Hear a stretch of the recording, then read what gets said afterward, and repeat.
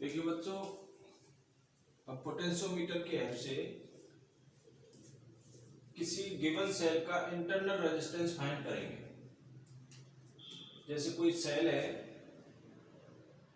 जिसका EMF suppose करते हैं ई है, इस सेल का ईएमएफ सपोज करते हैं ई है, इंटरनल रेजिस्टेंस स्मॉल आर है। देखो ये प्राइमरी सर्किट कहा जाता है पोटेंशियोमीटर का, प्राइमरी सर्किट।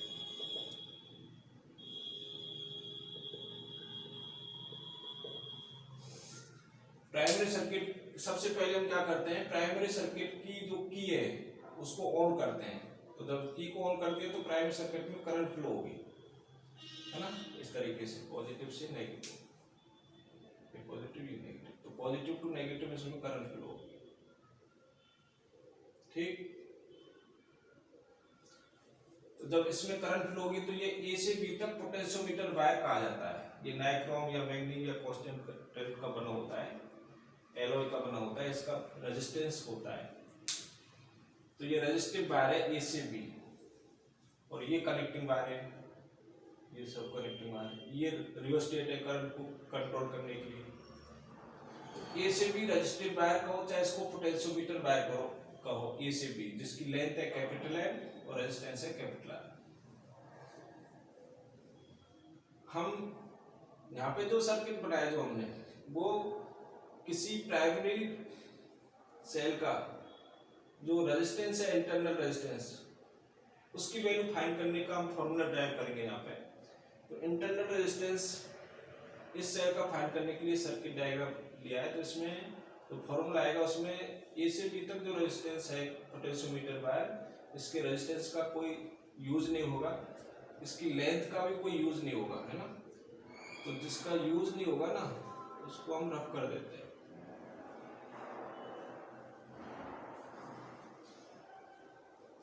अब सबसे पहले हम क्या है, यहाँ से जो इस प्राइमरी सर्किट के नीचे जो सर्किट जो भी बनता है उसको सेकेंडरी सर्किट कहते हैं। तो ये जो सेकेंडरी सर्किट में ई कनेक्टेड है, इसको पोटेंशियोमीटर वायर पे बैलेंस करते हैं। बैलेंस करने का मतलब है,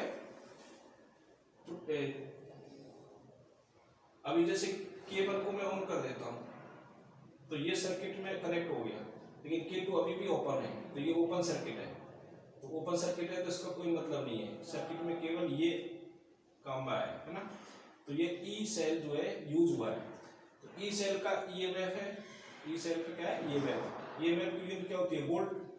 तो यहाँ के वोल्टेज और यहाँ वायर के ऊपर जो वोल्टेज है वो जब सेम होते हैं तो इसमें जो गैल्वेनोमीटर है, गैल्वेनोमीटर की नीडल 0 पे आ जाती है। गैल्वेनोमीटर में दोनों तरफ स्किड रहता है। इसमें यदि करंट फ्लो होगी तो डिफ्लेक्शन आएगा। डिफ्लेक्शन या तो क्लॉकवाइज होगा या एंटी क्लॉकवाइज, वो डिपेंड करता है गैल्वेनोमीटर के पॉजिटिव नेगेटिव आपने किस तरीके से कनेक्ट किया है। तो वो जैसे क्लॉकवाइज है करंट इसके अंदर गैल्वेनोमीटर के अंदर, तो सपोज करते हैं डिफ्लेक्शन नीडल का लेफ्ट है, तो एंटी क्लॉकवाइज जब फ्लो होगी तो राइट में आ जाए। तो ये कनेक्शन आपने कैसे किया उसको डिपेंड करेगा, इसमें क्लॉकवाइज या anti clockwise, means deflection needle का लेफ्ट या राइट। लेकिन ये नहीं सकते इसमें करंट फ्लो होगी तो इसका डिफ्लेक्शन आएगा, और जब करंट फ्लो नहीं होगी तो डिफ्लेक्शन नहीं आएगा, नीडल 0 पे आ जाएगी। हम क्या कर रहे हैं, जॉकी को सबसे पहले तो की ऑन करते हैं, उसके बाद जॉकी को इस वायर के ऊपर धीरे धीरे आगे स्लाइड करते हैं और इसकी नीडल की तरफ देखते जाते हैं। जब नीडल 0 पे आ जाती है तो वहां रुक जाते हैं। तो सपोज करते हैं L1 लेंथ पर चलने से इसकी नीडल 0 पे आ गई, तो E की जो वैल्यू है वो XL1 के इक्वल होगी। E की वैल्यू किसके इक्वल, XL1 के। इधर का E वोल्ट, इधर का XL1 वोल्ट। X क्या चीज है, S की यूनिट है वोल्ट पर मीटर, X की यूनिट वोल्ट पर मीटर, जिसको पोटेंशियल ग्रेडियंट कहते हैं। पोटेंशियोमीटर वायर AB की पोटेंशियल ग्रेडियंट मतलब यूनिट लेंथ का पोटेंशियल डिफरेंस। तो L1 लेंथ का पोटेंशियल डिफरेंस कितना हो जाएगा, X into L1। तो ये X L1 पोटेंशियल डिफरेंस और ये E पोटेंशियल डिफरेंस जब इक्वल होंगे और डायरेक्शन में अपोजिट होंगे तो कैंसिल होकर इसमें करंट 0 तो इसका डिफ्लेक्शन 0, नीडल 0 पर रहेगी। तो हमें 0 पे दिख रही है नीडल, हम खुद एक्सपेरिमेंट करते हैं तो 0 पे देख के यहाँ पे अब जॉकी को रोक लेते हैं, जहाँ पे वहां रोकते हैं जहाँ पे हमें नीडल 0 पे दिखती है, तो वहां उस जगह पे धीरे धीरे खिसका के रोक लेते हैं। जैसे अभी ये पे टच करेंगे जॉकी को, तो डिफ्लेक्शन निश्चित रूप से आएगा, या तो लेफ्ट में राइट में। तो धीरे धीरे मूव करते हैं इसके ऊपर, बाइक के ऊपर टच करते हुए। जब 0 पर आ जाती है नीडल तो रोक लेते हैं। सपोज करते हैं L1 लेंथ पर 0 पर आ गई, तो फिर इसका जो EMF है वो XL1 के इक्वल होगा। इसको इक्वेशन 1 डाल देते हैं। इधर का वोल्टेज इक्वल टू इधर का वोल्टेज, डायरेक्शन का अपोजिट और मैग्नीट्यूड में इक्वल। अब क्या करेंगे, यहाँ रेजिस्टेंस बॉक्स है, मतलब बहुत सारे रेजिस्टेंस है, इनमें से कोई भी एक रेजिस्टेंस यूज किया, फिर K2 को ऑन कर दिया, तो इसमें करंट फ्लो होगी। इस सर्किट में करंट फ्लो होगी। सपोज करते हैं I करंट फ्लो हो रही है, तो फिर पॉजिटिव प्लेट और नेगेटिव प्लेट का potential difference E minus I r होगा। E minus I small r, है ना।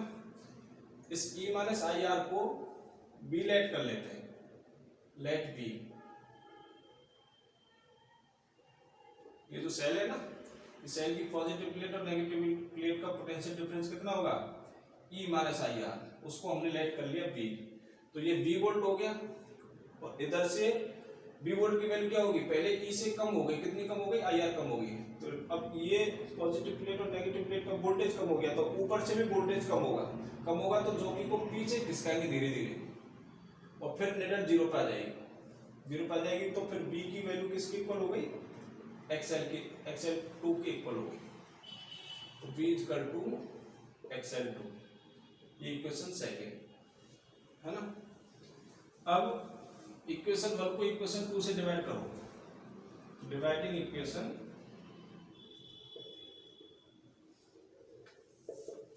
1/2,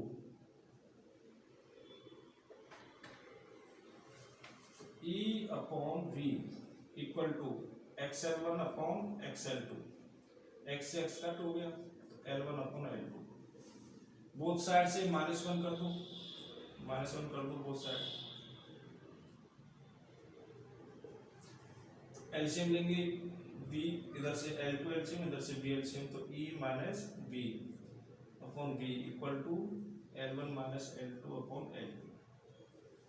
अच्छा, इस प्लेट पॉजिटिव प्लेट और नेगेटिव प्लेट के अक्रॉस B पोटेंशियल डिफरेंस है। नाउ मतलब K2 को ऑन करने पर, तो B की वैल्यू हम सेल के अकॉर्डिंग लिखी E minus I are. B की वैल्यू इक्वल है किसकी, E माइनस आई आर। लेकिन B की वैल्यू ओम्स लॉ से भी तो लिख सकते हैं। इधर करंट कितनी है, I, तो B की वैल्यू कितनी होगी, आई आर, तो B की वैल्यू आई आर भी है ना। और यहाँ से क्या है, सेल के according E minus I are की वैल्यू B के इक्वल, तो B को मैं लेफ्ट में ले जाता हूँ और I स्मॉल आर को राइट में ले जाता हूँ, तो E minus V equal to I small r क्या है, सेल का इंटरनल रेजिस्टेंस। तो देखो बच्चों, E माइनस V की वैल्यू पुट करूंगा I स्मॉल आर, और नीचे V की वैल्यू पुट करूंगा I कैपिटल आर। तो पुट कर दो I small R upon I capital R equal to L1 minus L2 upon L2। I से I कट हो गया, I क्या है, करंट है इस सर्किट में, तो I से I कट हो गया। कट होने के बाद क्या रहेगा, बताइए, कट होने के बाद क्या रहेगा, I से I कट हो गया, तो small R upon capital are.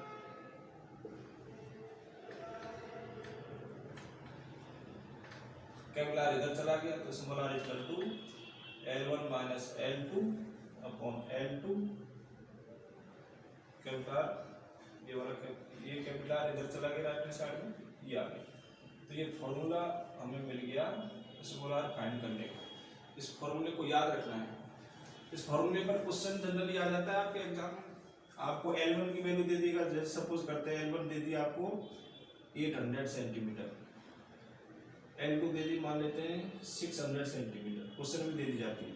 और कैपिटल आर की वैल्यू आपको दे दी, सपोज करते हैं 10 ओम दे दी आपको क्वेश्चन। तो बताइए स्मॉल आर की वैल्यू कितनी आएगी इस फॉर्मूले से। L1 की 800 माइनस L2 की 600, तो ऊपर 200 बचा, नीचे L2 600, 200 और 600 कितना आएगा, 1/3।